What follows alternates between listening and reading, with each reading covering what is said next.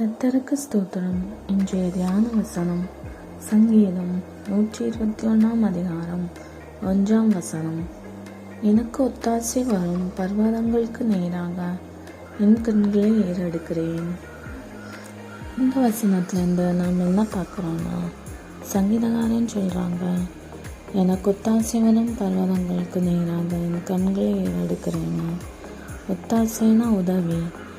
சங்கீதக்காரனுக்கு எங்கேருந்து உதவி வருதோ அங்கே என் கண்களை ஏறெடுக்கிறேன்னு சங்கீதக்காரன் சொல்கிறாங்க. சங்கீதக்காரனுக்கு உதவி எங்கேருந்து வரும்? ஏசப்பாட்டந்தான். வானத்தையும் பூமியை உண்டாக்கினா கர்த்தரிடத்திலிருந்து தான் சங்கீதக்காரனுக்கு உதவி வரும். நாம ஒவ்வொரு நாளும் இதே மாதிரி தான் இருக்கணும். ஏசப்பாயை நோக்கி நம்மளுக்கு ஒத்தாசை வரணும்னு ஒவ்வொரு நாளும் நாம் காத்து கொண்டிருந்தால் நம்மை ஆண்டவர் விடுவிப்பார்.